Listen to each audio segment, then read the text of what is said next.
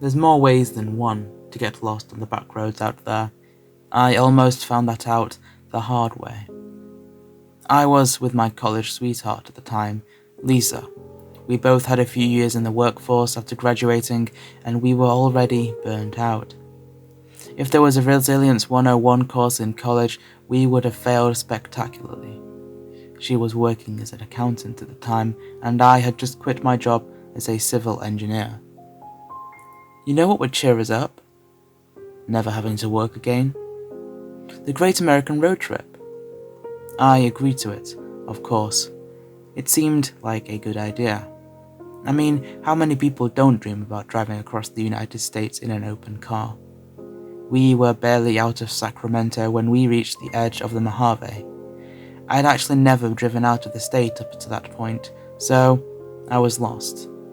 I stopped at an isolated gas station. I told Lisa that I needed to use the restroom, but it was really because I had no idea where we were going. I got out of the car and walked behind the station where the men's bathroom was and whipped out my phone. I couldn't let Lisa know that I got us lost.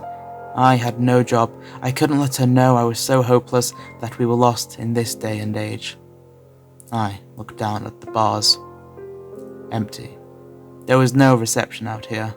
We really were lost. I went inside to buy water, but really to ask for directions.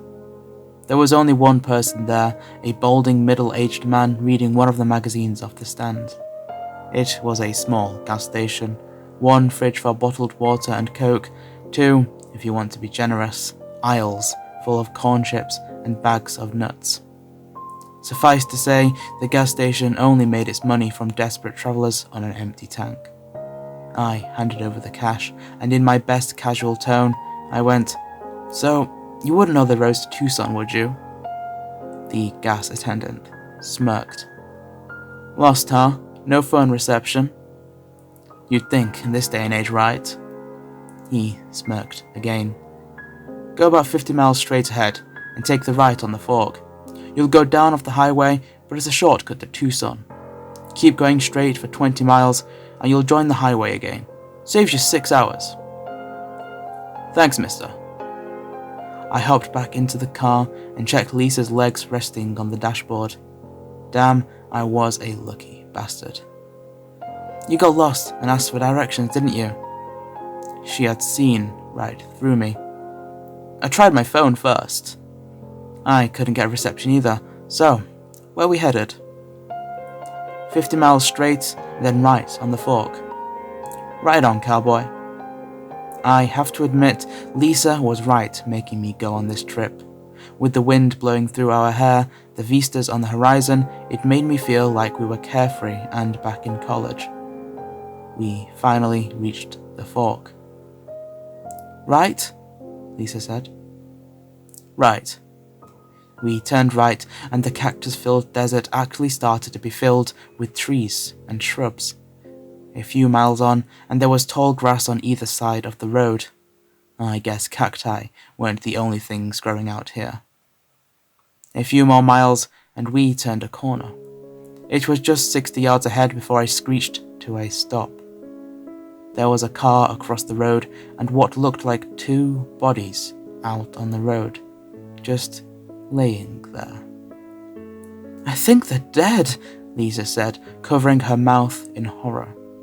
I leaned over the dashboard as if the few extra inches was supposed to provide more clarity. "Should we call an ambulance?" I asked Lisa. "Of course we should." She whipped out her phone. "Shit," she said. "Still no reception." She dropped her phone and turned to me. "We have to go help them. We can't just leave them there." "Yeah, of course. Right." I started the car again and only went a few yards before I stopped. I looked at the road ahead of us. There was the 2 bodies, the car across both lanes of the road, and long, tall grass on either side. But there were no signs of an accident. The car was in perfect shape, no shattered glass. Even though we were 60 yards away, the bodies didn't look mangled or bloody. I just stared. What are you doing? Drive! We have to help them! Lisa was almost hysterical. I just kept staring. I had the worst feeling. Doesn't this seem strange to you? I asked Lisa. To this day, she has never given me a filthier look as she did that day. The only thing that is strange is that you're not driving. But how did they get there? The car doesn't look damaged. It's almost like it's blocking the road. I'd have to partially go off the road to get around it. She was almost incredulous now. Then don't drive around them. Help them. Lisa, I'm going to drive slowly around them. I'll get on the other side, and if everything is okay, we'll get out and help. That has to be the dumbest thing I've ever heard. We stared at each other in silence for a few moments before I turned on the car again. I kept the car at a really slow speed. 40 yards away. The scene came into better view. There may have been a few scratches on the car, but it definitely wasn't damaged. When we were 20 yards away, I saw no glass. Nothing. Just two perfectly healthy bodies lying on the road, a man and a woman. I looked over to Lisa. She looked at me. Keep driving, she ordered. We reached the bodies on the road. They were a perfectly healthy man and woman. Out of the corner of my eye, I could see the tall grass shaking, and my instincts kicked in. I floored it. I nearly crashed the car myself. In a few seconds, I had reached the other side, and through the rearview mirror, I could see the man and the woman stand up. They looked right at us. In astonishment, I stopped the car. Lisa and I were just stunned. The man yelled out, "Hey, come back here!" That's when it became downright terrifying. There was one man who stepped out of the tall grass on the side of the road, then two women on the other side. Before we knew it, there was about 40 people on that road around the car, all of whom had walked out of the tall grass. I sat there with a lump in my throat. I couldn't even begin to know what I had just avoided, why these people pretended to be dead, what these 40 or so people would have done to us if we stopped and got out of the car. They started taunting us, waving their arms at us. I was so disoriented that I drove off as fast as I could. I'm pretty sure I broke the land speed record. I was driving that fast.